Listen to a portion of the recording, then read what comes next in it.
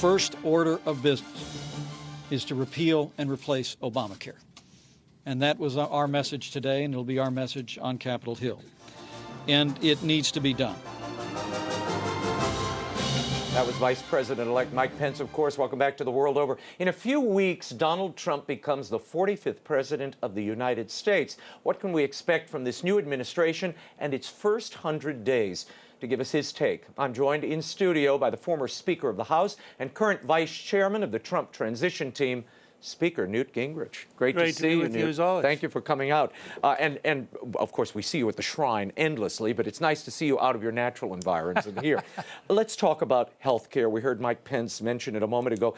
Congressman Chris Collins, who's been a major voice on health care reform, he claims that nothing's going to change. The only thing you're going to see in the Obamacare transformation is the end of the tax on medical devices. We'll see the employer mandates ended. But the thing itself, the form that it currently occupies, will continue. Is that true? I doubt it. First of all, the exchanges are collapsing, so I think that'll change. Okay. The rules that have been driving insurance companies out of rural America, I think, are going to change. I think they're going to look at beginning to dramatically increase health savings accounts. I mean, I think there's a real desire. They're probably going to give the governors enormous freedom to really rethink Medicaid and to experiment with Medicaid. Because the truth is, Washington doesn't have a solution. Prices go up every year. It gets more expensive every year. New technology, new science, new opportunities. And you've got to have a decentralized system to deal with all this change. You can't do it through a bunch of bureaucrats sitting in Washington. I want to play this for you. This is Senator Chuck Schumer, the new minority leader in the Senate. Watch this. Republicans will soon learn that you can't keep the good parts of the ACA and remove the rest of the law and still have it work.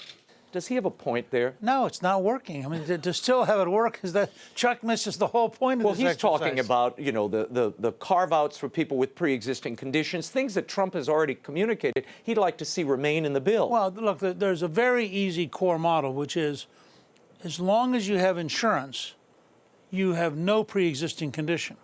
And you can go to a new insurance. You can go from insurance A to insurance B. They can't fix it. What you can't do is refuse to buy insurance until you get sick and then assume we're going to sell you insurance at the same price as a healthy person. That creates a death spiral in which everybody sits back and says, it'd be like saying I'm going to buy car insurance right after I wreck my car. Yeah, exactly. It doesn't work that way. But that will be covered, I think, by high risk pools and by steps at the state level. We'll find a way that every American will have access to health care. I think Republicans are universally committed now.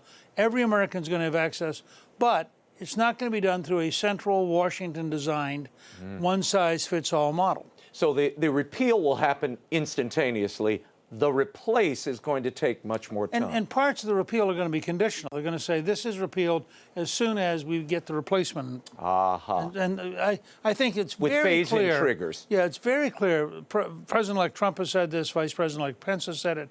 Senator Alexander has said it, and Chairman and Speaker Ryan has.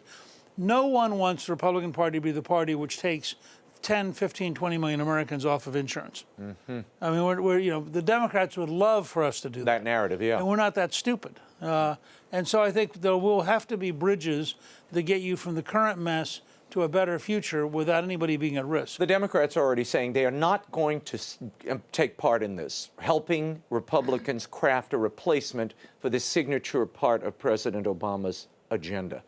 Your thought on that? Is that a wise move to opt out and say, you know, we're not playing? I think it's suicidal.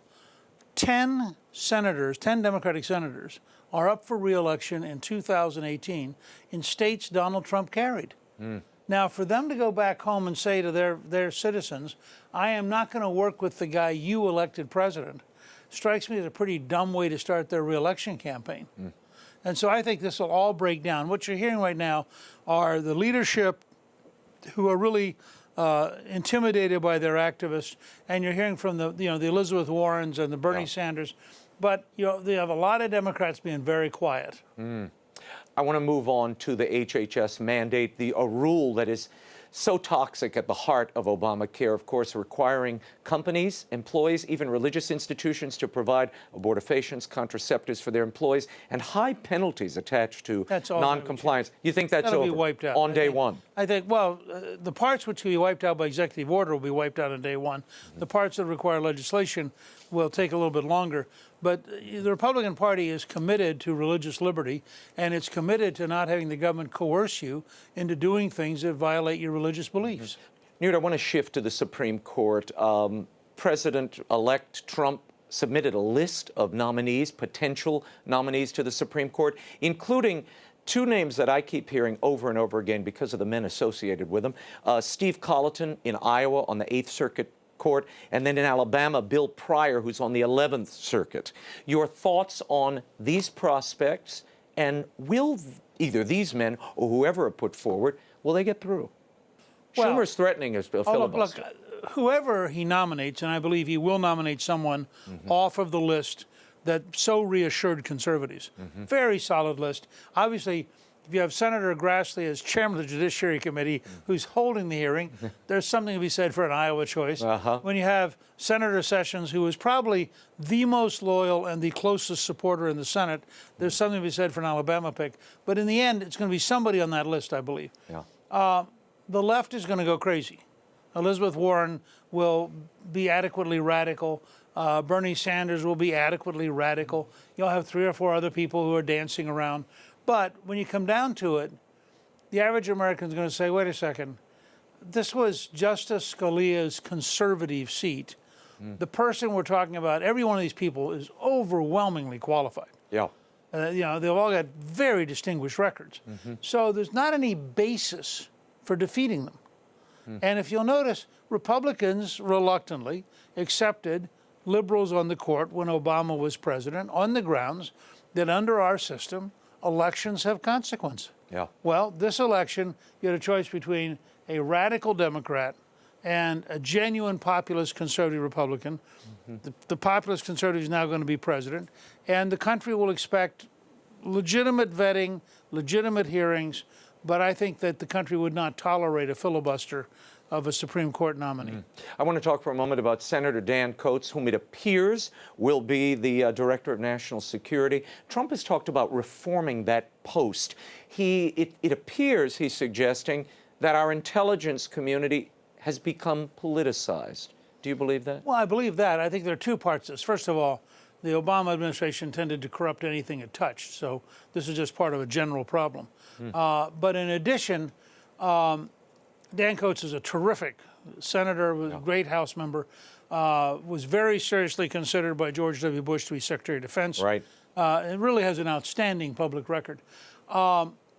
I hope that the president-elect is going to ask him to look at the entire intelligence system. Do you really need 17 different intelligence agencies? I mean, there's a lot of things to think about, and the commingling of intelligence activities with defense activities. There's a lot of work to be done, not just with the Director of National Intelligence Office, which itself has become absurd. I think it's got 700 staff. I mean, it's ridiculous. Huge, But the whole underlying thing, and furthermore, if you're going to have a Director of National Intelligence, they ought to have budget authority.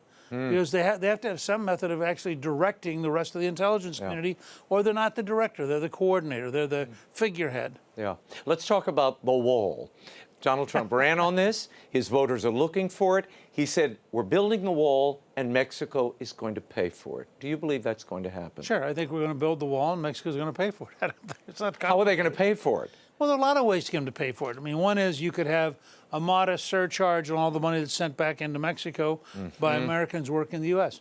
Another is you could have a border crossing fee that paid for the wall. Another, which I like very much, and you and I were chatting about earlier, recommended by the former foreign minister.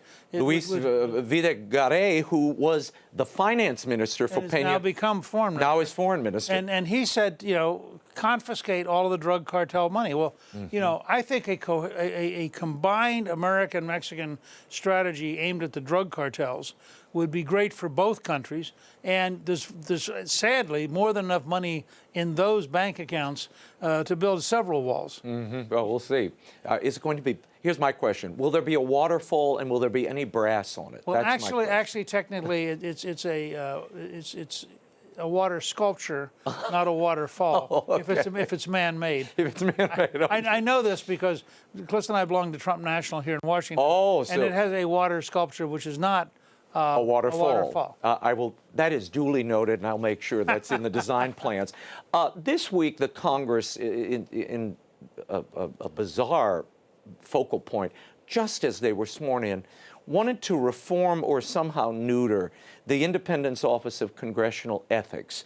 The president-elect sent a tweet that really killed the whole effort. Right. Your thoughts on his tweeting? It seems to be positive.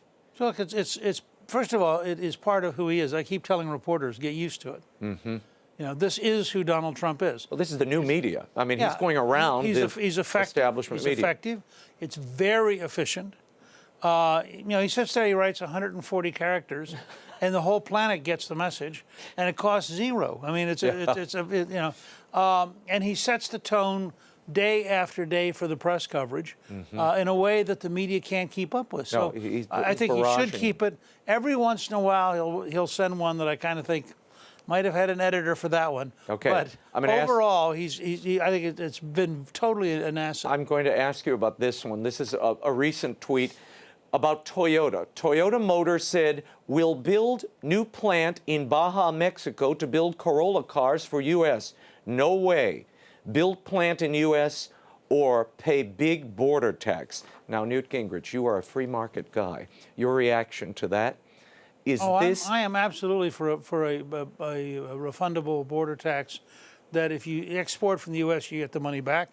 If you import to the U.S., you pay a tax. Virtually every country in the world has it. And this is the point which Trump has been trying to make. And as you said, I mean, I'm intellectually a free market person, but I've also actually read The Wealth of Nations. And Adam Smith has 3 different categories where he says, look, you've got to be able to protect yourself. Right. You can't just talk about some theoretical free market. Yep.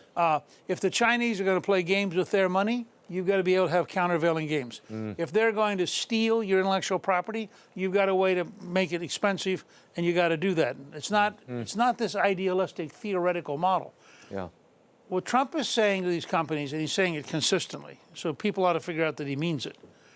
We are going to insist on rebuilding American manufacturing capabilities. Companies that want to go along with that are going to be richer. Companies that want to take us on are going to be poorer. And you get to decide which kind of company you want to be.